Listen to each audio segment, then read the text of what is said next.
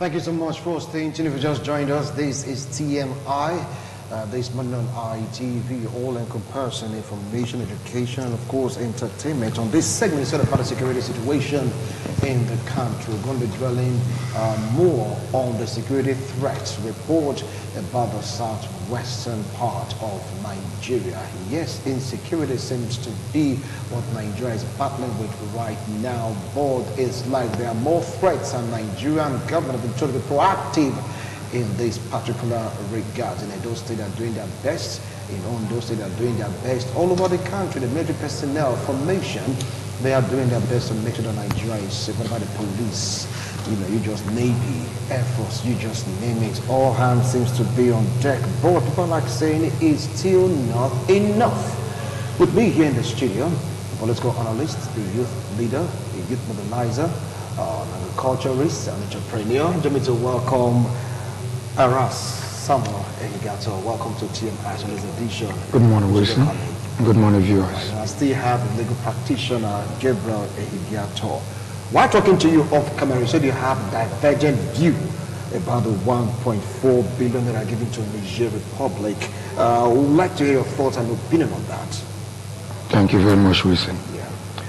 You know, Nigeria at the moment, there's a lot of things going on. It's a political year too. So a lot of things happening are sentimentally being carried along. Some are being politicized wrongly. Because if you look at the situation of the Nigerian defense budget, which is about 5.1 trillion, what is 1.4 billion that the government, the federal government has not taken out because it's not publicly done? It happens during the elections. It happens during the period. A lot of things happening in Nigeria. To say, okay, now, Niger Republic, these bandits coming from your side, you understand? You people fight it. Do everything possible to curb them not to come to Nigeria. And if you look at what they bought with this money, this is exactly the vehicles they use in the desert. This is what they are used to. They're used to fighting these bandits. If you look at all the military of Sudan, Niger, Chad, most of them use SUVs, or these arranged SUVs, because that is what is good for their environment. So it could have possible the National Security Advice, the president to say, okay, look, these people are complaining of mobilization, in terms they cannot be able to move around. Why can't we do this? To give them a support, you understand? To keep these people behind our borders. So I see no reason in that aspect. Because before now, Nigeria has been spending money in supporting Chad, supporting Sudan, supporting even some islands like Seychelles, Sao Tome, financially, economically, and otherwise, even military-wise. And these are funds coming from the defense budget. Are you getting the point? These are things that are already in the defense budget. So now, being diverted to secure more the borders of Nigeria in the Niger side, which information is already coming to us, intelligent information coming to us, that these people are coming through these borders. You people complain now, the president is not securing us, the president is not securing us, that you want to impeach the president? And then the security advisors are bringing ideas that this is what we should do. Let's battle these people before they even get to Nigeria. Why are we fighting them from Nigeria out? The Nigerians will be fighting them from the other side. If they can clear them, you understand me? So these are security tactics. Even a foreign country does it. It is not just because the issue of ASU is on ground, the issue of hunger is on ground. There's a lot of complaints already within us. So already whatever the government does, we see it from the negative aspect first. We don't just look at the positive aspect, the reason why the government decided to do this. I hear people complaining about that it's because Buhari. Sir, even though Buhari is from Niger, and he discovered that the Niger people are doing the wrong thing, and he now decided to take it in his own hand to fight them in Niger with every possible means. Is it a bad thing? People complaining about the train. done to Niger. It is an economical viable trade. We might not have the effect in the south-south. That is why we say, what has it brought to agriculture for us? I can tell you, listen, in the north, people still buy bag of rice for 8,000, 10,000. You agree with me? 12,000. In the north. Because they are closer to this train, these direct imports. But the problem we have now in the south, when this foodstuff crosses the Niger, the unions takes over. They now become high cost. You pay 2.5 for one bag, you pay 1.5 for one bag. By the time you add all this 1.5, 2.5, everything, it still brings the prices high. So we need to work on ourselves in the south. Most especially, create executive bill of price control. Price control? Yes. All right. That is the only solution that will bring food on everybody's table, that we will have understanding that what you are paying in the north is what I'm paying in the south, is what I'm paying in the west. All right. Thank you. You heard him. Yes. He said for security reasons and economic reasons. He gave strong reasons why Mr. President did what he did. My brother and my friend, Prince Arase Egiato, I would have loved to ask if we were to be a debate. Does it depend on the presidency? Or are you saying that the presidency is doing the right thing at the wrong time? But for me, it is a wrong time. There's no time to wake up. It is a wrong time. No, you wake up at any time. That Nigeria is contributing economic bleeding. And the Nigeria of a daughter. Or stop economic building. You say I'm going to donate to other people, or in the name of fighting insecurity. And as I said, yes, I agree with you, that it is the SUVs, technicals, that move through the desert. But what that money was supposed to be used to buy things like bazooka, things like machine guns, things like propulsion. How come it was the SUV that the money was used to be? That is on the one side. It was all talking about the effect, positive effect that the trade from Niger to Nigeria as well. That positive effect only reflects in the northern part of Nigeria, and not in the southern part of Nigeria. You are comparing that food increment between the south and the north are on two different levels. Yes. Yeah, I agree with you that it's cheaper in the north because that is where it is produced the more compared to the south. Now when it comes to the south, the unions take over. And also I agree to the fact, I like the fact that you also said that there should be a regulated price control. The price control, is it only going to be implemented in southern Nigeria or all over the nation? All over the nation. Government over the years will see. I'm shown to us by the counter disposition that they are not interested in the economic production of this nation, in the agricultural production of this nation. That is why there is monopolization of every item in this country. There is no regulating factors, there is no regulating policy to regulate our economic value. There is not there. So people purchase things by themselves and put on the price. A bag of rice in Nigeria, for example, can we say in Kaduna for 22,000 rather. They will come to say because 50,000. We're going to be because 30,000. There is no regulating policy. All of this is boils to the government. Yeah, no, but it's boils to the government. It is the sole responsibility of the government to handle the economic situation of countries, to handle the economic policy of nations. The government cannot totally remove themselves from the economic woes we find ourselves. Okay. There is no refinery working in this country, but a man called Liquid Dangote is going to be the refinery in Lekki, Lagos. We, the president, will even go on commission. Yes. Yet a government cannot be the refinery. So what are we saying? Who is deceiving who? Right. This government have failed, not just in infrastructure, but they have failed both in their body language and their character disposition. Over to you now, Raz. He still insists that, look, that isn't the right thing. At least he mentioned bazooka, mentioned tanks, mentioned so many things. Yeah, listen, yes. I am happy he agreed with most of the points that I made that point. But what he does not understand, Niger is a sovereign nature. They have their military. They have their ammunitions. You understand already? Who they use in fighting this bandit? They might have complained of mobility, just as we, the vigilante today, are complaining of mobilizations in our different rural area, that we need bikes. We hear the chiefs. I watched your program the other day where the elders on this our rural area was talking. They need bikes. They need. Hold on now. We'll return after this break. We continue with this discussion because we have someone with divergent views, giving his views strongly on this particular discussion. It's all about security situation in the country. Don't go. We'll be right back.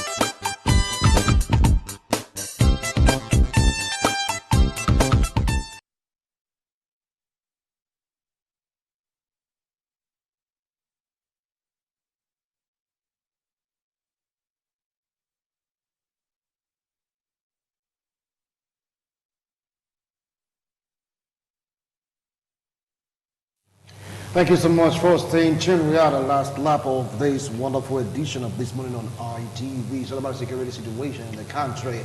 My guests still speaking about the Nigerian-Nigerian relationship vis-a-vis 1.4 billion that was given to Niger. We have Prince Samuel Higato and of course Gabriel Higato. The name sounds so like, similar, but they have divergent views and opinions on this particular. It's like, the Higatos are at each other for this particular issue. It's good to have different views. Yeah. So you're making your point that because of security intelligence gathering report, made them make that move. Yeah, because the president has blamed today. Cannot just wake up one morning, listen, and just I want to give Nigeria public 1 billion. It is not done. They have NSA, they have the executive board. They must have all sat down together. Based on this, it can't be from pressure from the same threat of the impeachment, do something about the security. They sat, they had a meeting. Then the security defense, they was okay, let's do this. To clear this thing from outside and crop it from inside. So I don't see that as a wrong point, a wrong move. Probably because at the time it is being done, it is a political season. It is a sensitive period that everybody will want to screen everything the president is doing right now, anything the government is doing right now. We want to first of all label it without going deep.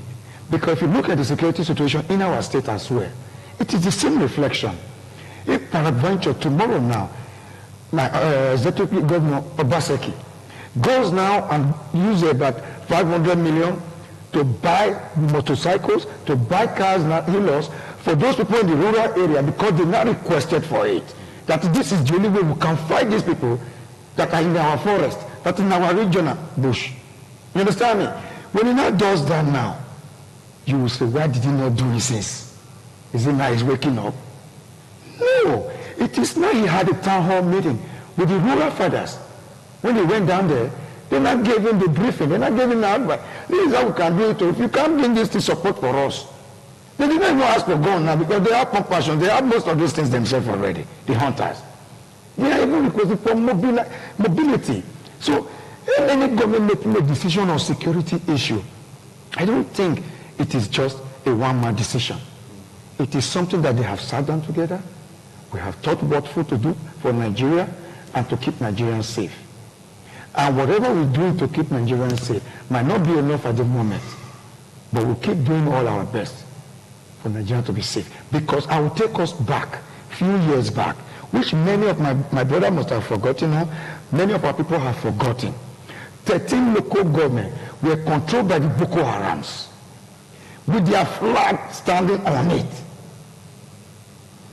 They were murdering people, killing people, raping people on a daily basis. It was like in their own environment. They felt at home in Nigerian soil. Now, this government came to power, was able to flush them out of our cities. flush them out of our local government, put them by a side that they are enclaved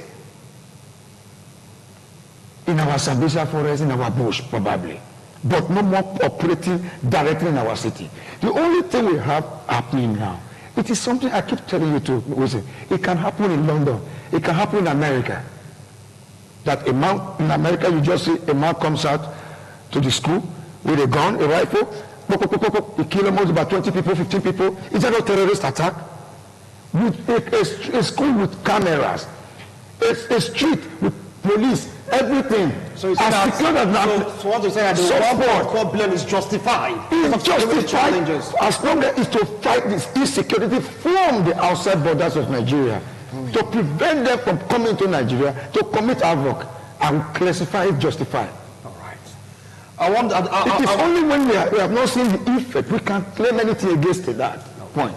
So you're saying that it's not about personal feeling, whether it's a Nigerian or at all. It's not about security situation. Okay, I want us to leave it at that. I know you have. What was the one given to Chadians in the past? What was the loan given to Sudan in the past? Is it because he was a Sudanian, or because he was a Chadanian, or the one given to Seychelles, Santo Tome, Brazil? You Google it, was it? Nigeria is supporting Seychelles and Santo Tome financially, militarily, and otherwise for the past 15 to 20 years, non-stop. You heard him. So what are we talking? So now let's come back home. Let's come back home. 2 days ago, we saw a truck loaded with rice, and when the Amotekun Corps stopped them at a road in Ondo State, they discovered that they have over 150 persons hidden. I mean, they were like, the commandant of Amotekun Corps in Ondo State said, I cannot sleep over this. They have to go back. And there is a threat report also that Lagosians should be very, very security conscious. You have a report that they may just try to infiltrate and attack Lagos and cities in the southwest. I mean, what can you make out of this? Listen, whatever is happening now, I regard to security threat, is the failure of the government of the day without no apology. Yes, there have been security. Even the time of Google Jonathan, the Boko Haram have been there. The Boko Haram took over so many places. But it increased when this administration came into power. We have been talking about Boko Haram occupying about 13 local governments. On what tenure the Boko Haram occupied 13 local governments? Google Jonathan. On what tenure we also told that they were told that today we are technically defeated Boko Haram, that tomorrow we are physically defeated, that next tomorrow we are militarily defeated. It is not the same Boko Haram that we are fighting today. As a matter of fact, it has not even increased. There's even a break out the Boko Haram that now created the full advancement and the bandits we are having today. Because in different parts of Nigeria, there is different name for them. In the north, it is called Boko Haram. In the west, it is called bandits. Then in the east, it is a no government. The same terrorist group have been terrorizing this country. Look at what you are putting with us yourself. That the trailer load with bag of rice. Under were the people from the northern part of this country. And if you take the critical look, they were not even for the northern part, they were even for the same Niger. At the same time that we are saying we are giving money to them to stop them. The same people. If I look at the money we are even giving to them, they have never started using it at all. Or they use it to buy SUV, they not started working at all, they not resume work. That has been one of the means of transportation of terrorism in this country. We saw what happened in Anambra. The same thing happened. Even at the time in Benin, when they were to load cattle, and those boys were to hide under the cattle in the same vehicle, they would bring them down. Now, this vehicle did not pass the security check before it gets to where we are. Even though the Amotekun were vigilant, I'm sure they would have come down and spread over the bushes and take over the forest in the southwest. But unfortunately for them, they were attacked by the Amotekun. That shows, sir, that we need a state police. That shows, sir, security do not need to be centralized in one place. We need to decentralize our security architecture. Yeah. The Amotekun have the power, especially being led by the Ondo State governor. We are seeing the effect, the positive effect the enthusiasm that will be put on by the Amotekun. So we need to encourage such security network. I know what the Benue State government did some days ago. They have also institutional, state security network. If every state should copy what the other state governors are doing, I'm sure there will be a high level of reduction in regard to the security threat we are passing it now. All right. Over to you now, Samuel. I mean, taking a look at what the Amotekun did, some people saying that it's laudable for them to have that intel and act on it. So, in Edo State, also talking about forest guard. Yeah. Taking it from these angles. Listen, what the Amotekun did about a few days ago is not a new thing. It's not a new thing? It's not a new thing. Why I said it's not a new thing?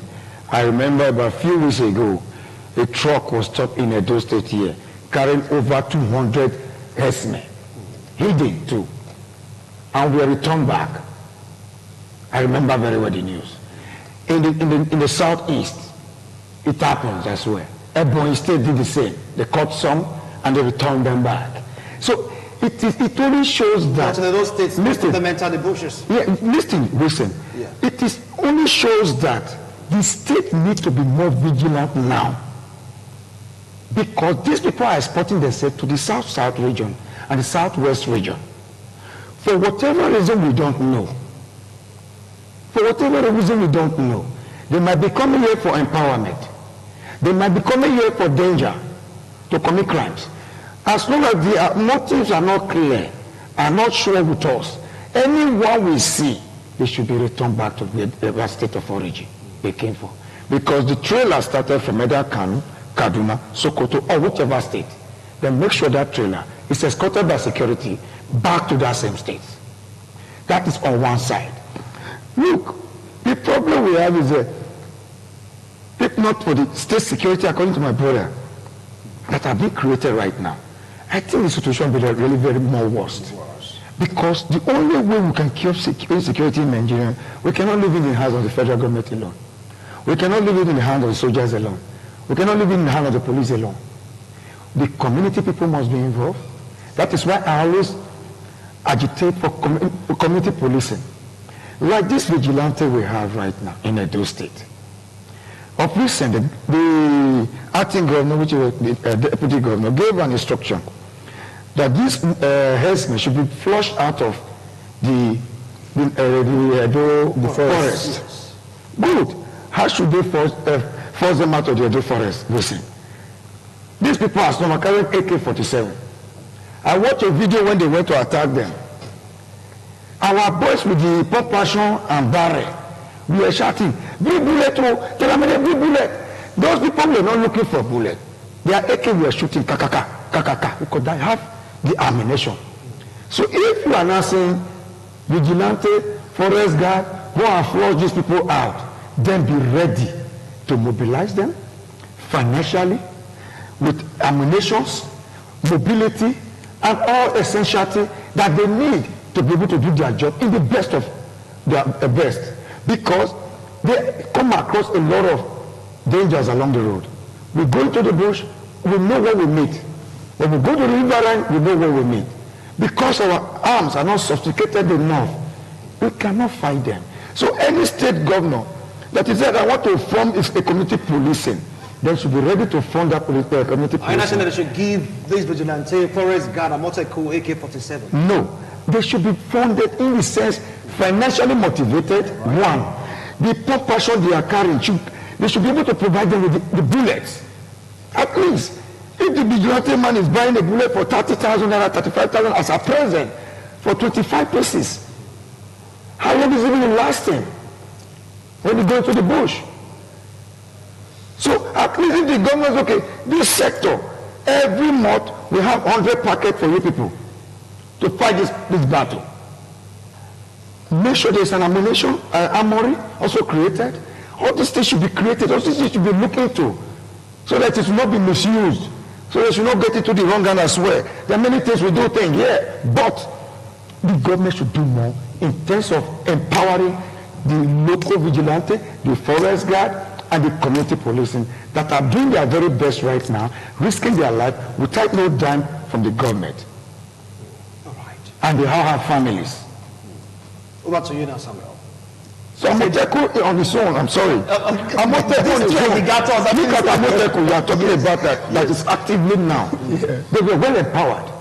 Some are even having rifles. Yes. They're having rifles.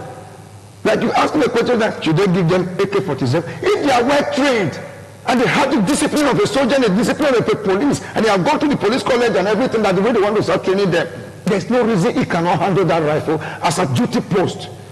As well as after the duty, he go and return the rifle back. All right. Gabriel. Yeah. And you are sure he will return the rifle back? It is well disciplined. Okay, is the Amotekun not returning their own back? It's like you are telling the Amotekun people now, they are not returning their rifle back. Listen, okay, so they work with it on duty. It's a matter of cost. In the evening, they go and submit it back to the army. Okay. It is normal. It's happening there. Why can't Edo people also do it? Or you believe Edo is different from Ondo? No. Right, thank you. Ondo, Lagos, because Lagos also is. All of us that want to and they're saying that they have this report that they might just attack Lagos and these core western states. So what do you think should be done in this particular regard? Well, just the way it has always been. Our government have always been serious in regards to security issues in this country. That Lagos have become a threat is not a news. The physical presence is there. The physical reality is there. If you go to Lagos, who are those that ride bike? They are the Fulanis. Majority of them are from the northern part of this country. They are the Hausas. So we will not be surprised there's an attack in Lagos tomorrow. Because a larger part of those who are the commoners in Lagos are those that migrated illegally, the word illegally quote, illegally from the northern part of this country. I know you will say that there's freedom of movement and we have right to exist, to occupy any part of the country we want to occupy. But we're checkmated. Those people, how do they feed? What is their level of economic value? What is their standard of living? When you see those black men, for example, in Lagos, you will know that they are already a threat to the existence of Lagos State. So we will not be surprised what will happen tomorrow, because Lagos itself, the nature of Lagos as a state, is like a no man's land. It's a land where anybody can come in, do their daily business and go back if they wish to go back. The incident that occurred about 2 months ago, where a young man was burned alive, where he was killed, Joe Justice and all of these who were those that perpetrated that evil? They were the Fulanis. It was clear, we saw them. Hold on now, you can use the man bike, you can use the term bike. Okay, they were back there. Yeah, they were back riders that perpetrated such evil. So who were those that were fighting the police the other time? At the Ojol police bar, they don't want to send back riders. So it is already clear that Lagos is sitting on a keg of gunpowder and it may explode any moment from now. It's not only Lagos, my brother. We pray it shouldn't explode, because right now our time is up. You can hear the signal to call it a wrap. I know you have so much to say, but oh my word, the time is really, really fast spent. 30 seconds each. Summarize your points. The way forward. Listen. The only way we can secure Nigeria is through community policing, decentralizing security, empowering them, and making sure that they have a high value of security experience. They should start training these people so that they have discipline, because what makes you a security man is your discipline. Discipline. Thank you. So that you'll be able to handle arms and don't misuse arms.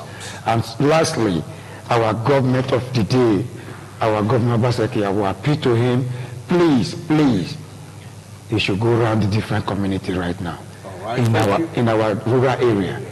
The massive quantity of these these Hausa people taking over those communities, the day it will burst.